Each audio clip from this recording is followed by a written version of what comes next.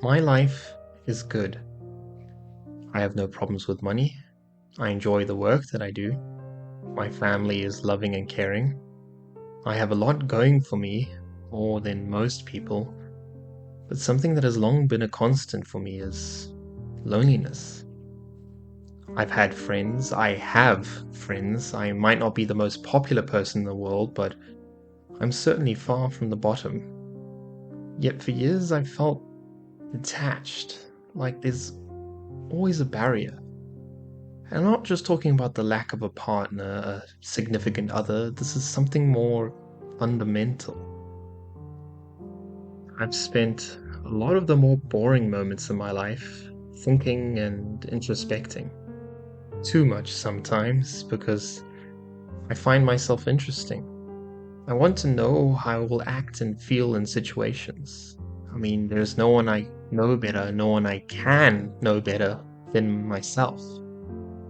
And a question I keep coming back to is why this state has constantly returned to me. In brief spurts, there have been moments when this has disappeared. People who I converse with and just feel different. Not any sort of romantic connection, I'm talking about the understanding of another person, a connection. You tell someone secrets you've never told anyone else. You get to delve into topics most are not that interested in. You just sit there and think, wow, this is really fun. For me, there was a time period, a person. Words came easy. I didn't have to think, didn't have to be scared, didn't have to filter. The conversations were raw and vulnerable, yet also beautifully mundane. From my deepest depression to her thoughts on foods, it was all just so equally interesting. We talked every day, messaged for months. I felt seen, if that's cliche to say. Then, on no day in particular, my messages were left unread and hangouts were difficult to organize. That connection that was once effortless suddenly needed effort, and it wasn't there. There was no bad blood, there was no drama, no huge divisive event. I think simply, eventually I just wasn't so interesting to them.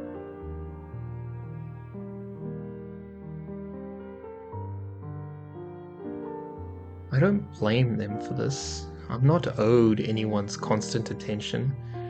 People come in and out of each other's lives all the time. The number of people you'll know your entire life can likely be limited to one hand. And I don't mean know as in simply acknowledging their existence, I mean truly being friends. And I guess that's only part of being human, part of living.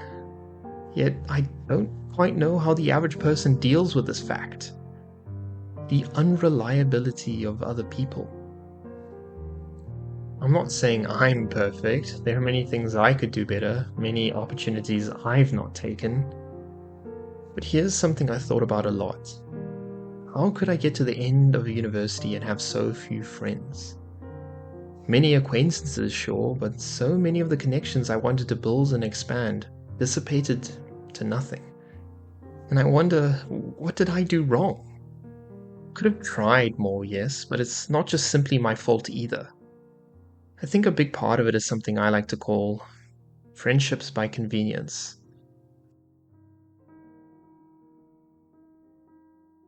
It's crazy how big of an impact this idea has on your life. When you see someone every day, when you just happen to exist in the same space with the same people and encounter similar problems, it's easy. Take that away, just that shared space. Have the friendship require some effort and you quickly see how many fall through. You suddenly realize you weren't as close as you thought. Or maybe you were and it just didn't matter. The most obvious demonstration of this in my life was when I moved countries after high school. People who I'd laughed with, talked deeply with, spent years with, became strangers in just a fraction of the time I'd known them.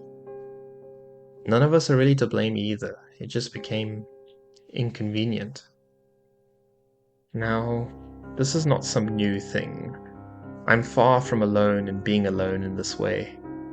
That only makes me more uncomfortable, because it plainly feels like crap, and I can only tell myself to come to terms with this is just how things are, fleeting and somewhat shallow.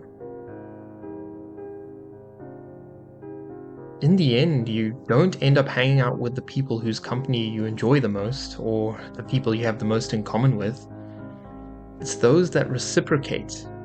When you give, they give back. I'm not talking about anything big either. I'm talking about the simple idea of saying yes to a hangout instead of cancelling at the last minute or coming up with some bullshit "I'm busy" excuse. I thank those simple friends, even if they are few and far between. I thank them a lot. And yes, of course, people live busy lives, some really stressful ones, far more stressful than mine. But I know for a fact there are some people who simply say these things to get out of it. People who remaining friends is not anywhere on their list of priorities. I know because I've done it myself too. Now, as I enter into adulthood, as my opportunities for friendships by convenience simmer to nothing, I find these flaking connections to be the norm. It makes it hard not to wallow in some pity, to think, is something wrong with me? I start to question what I would change, what I could have done better. I get utterly frustrated with how I let this happen. But then I think of how I did try. Not perfectly, not utterly, but I did try. And it wasn't enough. I think of how have I not solved a problem that I've struggled with for so much of my life? It is for sure exacerbated by a lack of a friendship group, something I was never able to foster in all my time at university. Because in my life, when just a couple people let me down and again, it feels like everyone is. Are my standards too high? Do I expect too much of others? Yes, honestly, I think so. People's lives will never revolve around yours. The most important people in your life will always let you down in some regard. And that sounds very negative, but think of it like this. People have their own worries, their own goals, their own thoughts. Just as your own life can be hard and exhausting, so is theirs. Yet I think, despite all this, you can't stop trying. Seldomly do beautiful and meaningful connections blossom from nothing. You're not going to gain anything, socially, from roboting at work and then simply going home. I think you have to try not to fixate on it, but don't give up either. Trying to convince yourself that you're okay with something that you're fundamentally not okay with can work for a little bit. You can bottle it up. But in the end, you'll find yourself back where you started. Sitting there and wondering, why am I so lonely? In the end, I think you just have to appreciate the rare connections. To let go of them when they have to leave. That might be all we can do.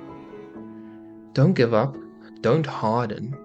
Just keep a little part of yourself open in case someone shows up and stays.